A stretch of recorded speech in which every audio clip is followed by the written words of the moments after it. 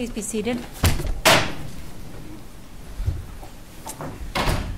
Welcome, everybody. Thank you for coming on such short notice. This is Arizona Court of Appeals Division 1, cause number SA140213, KPNX TV Channel 12 versus the Honorable Sherry Stevens. As a respondent judge, State of Arizona, and Jody and Arias, real parties in interest. For the parties' information, these proceedings are being recorded, both audioly and visually. If you, hopefully in a couple weeks, if the machinery is working correctly, you will be able to see yourselves on YouTube and have your 20 minutes of fame, or 10 minutes, I guess. As you approach the podium, please identify who you are and who you are representing. As I said, each side will have 10 minutes. Petitioner, you may reserve a portion of your time for rebuttal. If you'll tell us how much time you want to reserve for rebuttal, we'll try not to horn in on your 10 minutes. I understand that both counsel for Ms. Arias and the state are here. You still get 10 minutes, so you probably need to decide how you want to divide up the time. The clock on the podium will tell you how much time you have left. If you want to reserve 5 minutes for rebuttal, that it says 8 minutes. That 8 minute includes your 5 minutes of rebuttal. A couple of housekeeping matters before we start. I guess we would like to know if either of the real parties in interest objects to to Scripps joining the petitioner in this special action. Juan Martinez on behalf of the state of Arizona. We do not object.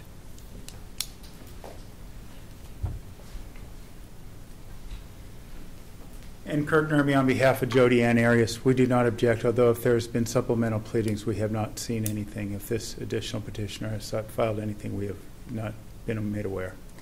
No, it's just been the request to join in the petition. Fair enough. Then no objection. Okay. Court hasn't seen anything either, so. Except for the motion. Okay. So with that in mind, we will begin. Start with the petitioner. May it please the court. Your Honor, my name is David Bodney. With me is Chris Meeser. We're here on behalf of the petitioners. I'd like to reserve 2 minutes, if I may, for rebuttal. We are here this morning on a motion to stay the thoroughly unprecedented closure of a criminal trial. The lower court's closure order is plainly unconstitutional not only as a substantive matter, but also as a clear violation of petitioners' procedural rights under the First Amendment. Counsel, I understand that the right to a public trial is not absolute. Is that correct? Judge Howe, that is correct. This is a strong, presumptive, qualified First Amendment right. Then what are the circumstances under which a trial could be closed? Your Honor, the circumstances under which a trial could be closed are rare indeed, and I am aware of no Arizona authority supporting it in fact on any appellate case. I know that the burden would be on the party to demonstrate that there is some overriding interest above and beyond the recognized First Amendment right to attend a criminal trial, and that it is a narrowly tailored rule that would preserve the privacy protection. You know, the lower court. At least the Supreme Court seems to, U.S. Supreme Court seems to indicate it's only if there's a clear and present danger. And your position, at least based on the pleadings, is that you don't know whether there is a clear present danger because you weren't allowed, and whatever the court may have said, you haven't seen it. That's correct, Your Honor. And just to kind of amplify the answer to both of those questions or points, this is a well-recognized First Amendment right. It goes back almost 35 years to a quartet of cases decided by the United States Supreme Court, beginning with Richmond Newspapers versus Virginia in 1980, followed by Globe newspaper versus Superior Court, and the two press enterprise cases, the first of which was indeed a capital case. These cases have involved horrific crimes, rape victims who were testifying in secrecy pursuant to a statute that the U.S. Supreme Court invalidated. And the court developed a two-pronged test, the logic and experience test. And it looked at criminal trials and said, these go back to before the Norman Conquest in terms of the public's right to attend these proceedings. And what's the logic in favor of open proceedings? It's not merely the right of the defendant to a fair trial, which is a weighty right, or the defendant's right to a public trial. It is the public's right to a public trial because, as the Supreme Court recognized, it's all about the appearance of fairness. And the appearance of fairness is slipping away in State versus Jody Arias because we have a situation where the court has sealed the courtroom of an unidentified mystery witness and has not followed the procedural protections that the First Amendment requires. In the Symington case decided by the Ninth Circuit, the court found that the press and public have a qualified First Amendment right to notice of closure and an opportunity to be heard. And then the duty shifts to the trial judge to demonstrate the existence of some overriding interest in support of closure that cannot be accomplished short of closing the courtroom. And none of those procedural protections was afforded the press or public here. We don't know who the witness is. We don't know why closure is necessary. The most we've heard is that there is a witness who doesn't want to testify in public. I dare say that could be said about just about every witness. It is potentially unsettling to appear in public, to stand before the court this morning. It's a daunting task, and I do it with the greatest of respect. But I must say the Supreme Court of the United States and the Supreme Court of Arizona, before the Supreme Court of the United States in Phoenix Newspapers versus Jennings, recognized that this is a right of the public, and it's important to preserve not only the appearance of fairness, but the public's trust in the judicial system. Justice Brennan pointed out in the Globe newspaper case that the public trust in the integrity of the process is threatened when proceedings are closed. So we're here can you envision any situation in which a criminal trial ought to be closed? Your Honor, could I envision it? Yes. And what would it look like? It would look like a situation where a cause manifests itself to the court. In Press Enterprise 1, the Supreme Court anticipated what that might look like in voir dire. Let's assume a sexual assault case, and we're interviewing potential jurors.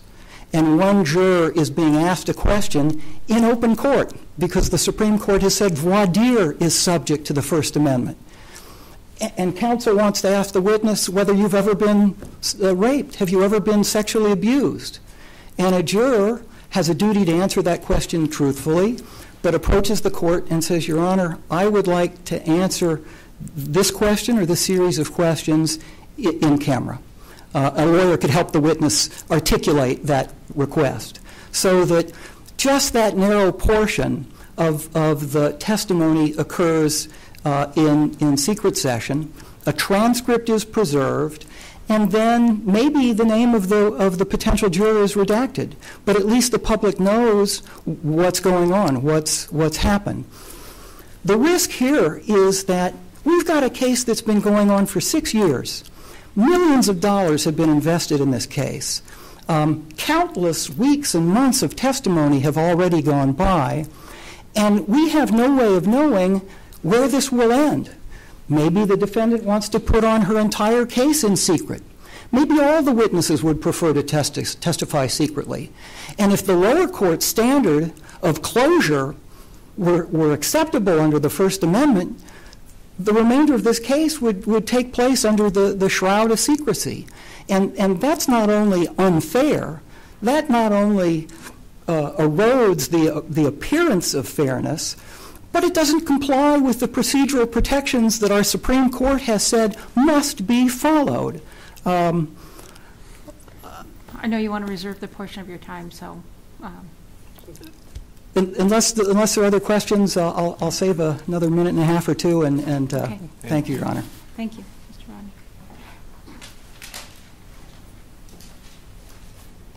Juan Martinez on behalf of the state. This case is over 6 years old. So the state objects to any stay of the proceedings.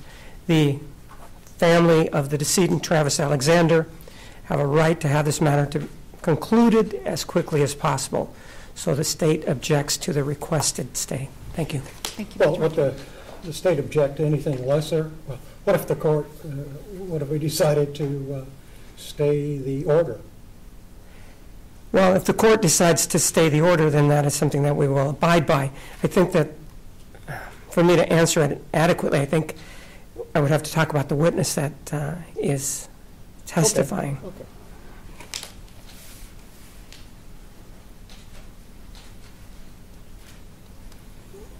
Please, the court. Again, Kirk Nurmi on behalf of Ms. Arias. I want to begin by addressing your question, Your Honor. You posed the question to petitioner, what would a case look like that should be sealed? Well, it would look a lot like State versus Jody Ann Arias did the first go-round.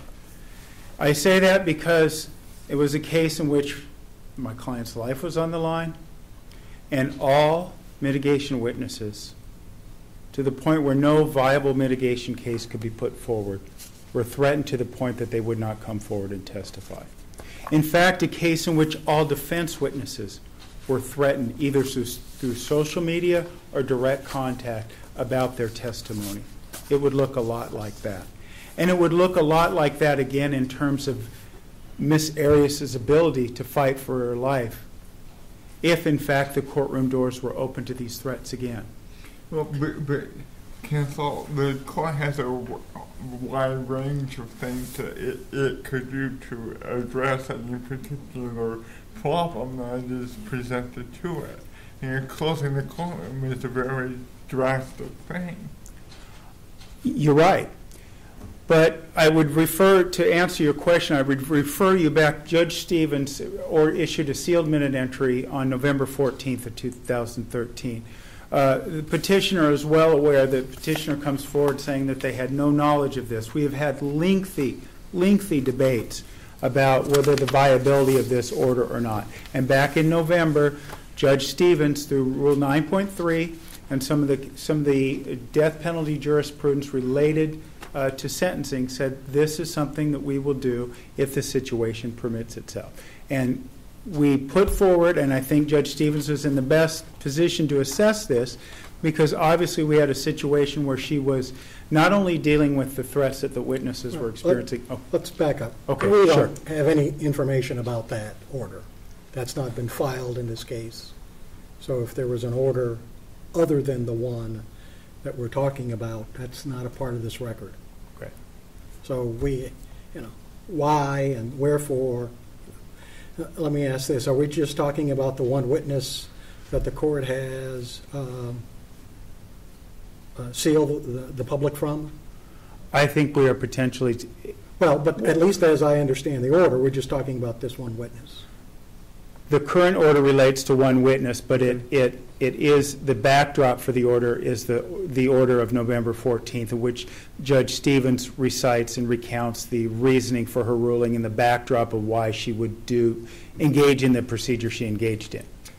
Our case law notes that a defendant has no constitutional right to a secret trial, and if any of the witnesses were to testify in a closed proceeding, wouldn't there be a secret trial? Well, Your Honor, I think there's two rights here.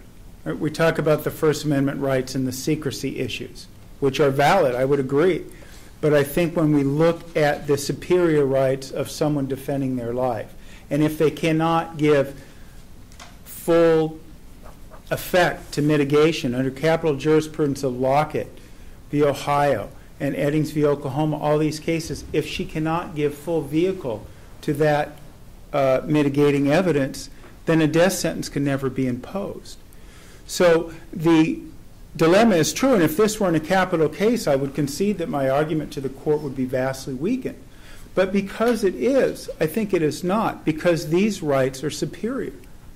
The rights that we talk about, the capital jurisprudence talks about, due process rights being of higher standard rather than a lesser standard when life is at stake. And this is what we're talking about here.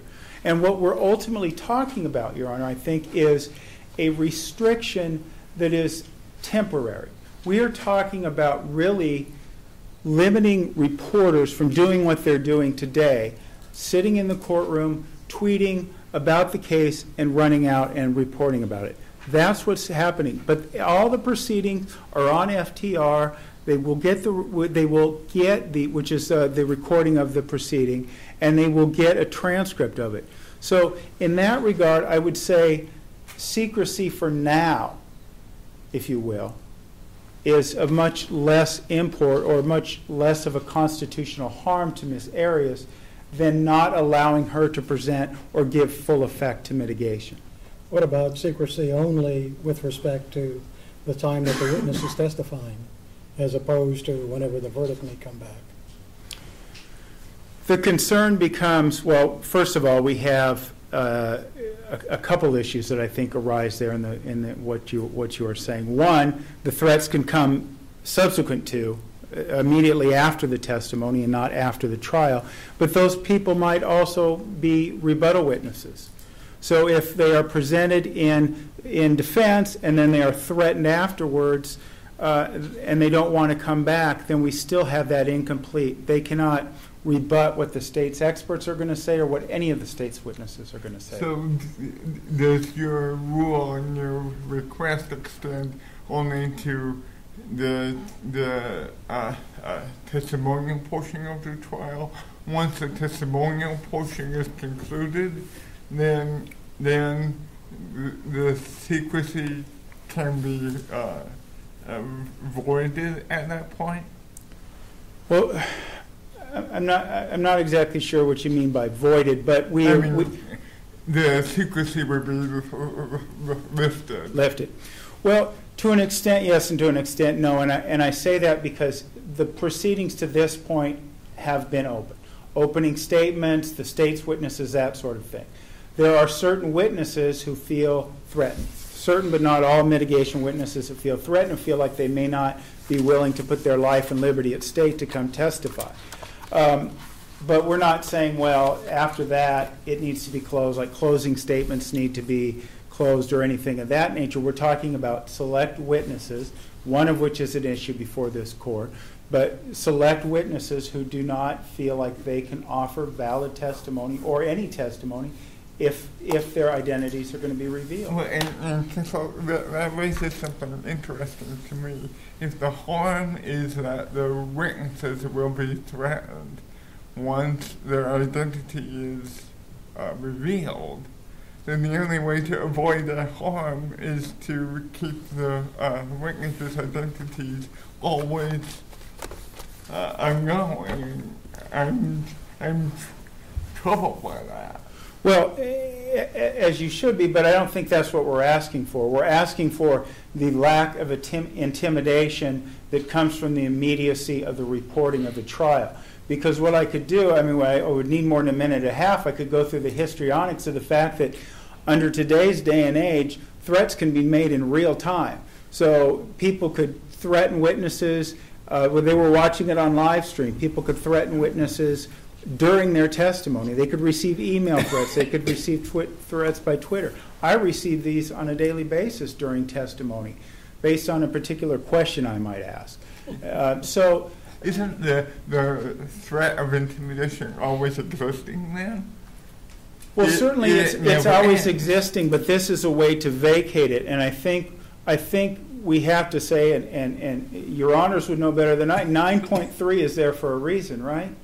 9.3 has to be there for a reason, and we would respectfully submit this is the reason. And that Judge Stevens exercised her authority under that provision properly. That's the assertion we're making here, because the rights Ms. Arias has in this situation are far superior to the petitioner's right to broadcast or attend these proceedings and ultimately broadcast these proceedings. That's the point we're making. I don't know if I addressed your question. Yes, so, okay. Thank you. And so is the public's right then also subservient to the rights you just talked about, irrespective of, based upon the limits that Judge Stevens has already set? Well, I think the public rights are probably multifaceted. I'm sure the state thinks the public has a right to an orderly process of the trial and prosecution of the trial. This case has been going on for some 6 years.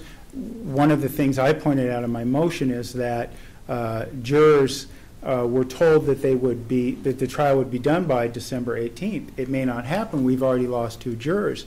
The potential for mistrial and the concern is something Judge Stevens said on the record, is then we would be starting this whole proceeding over again. So I think there's certainly public interest there as well. I would turn to counsel for the state for a more thorough answer to that question. Thank you. Thank you.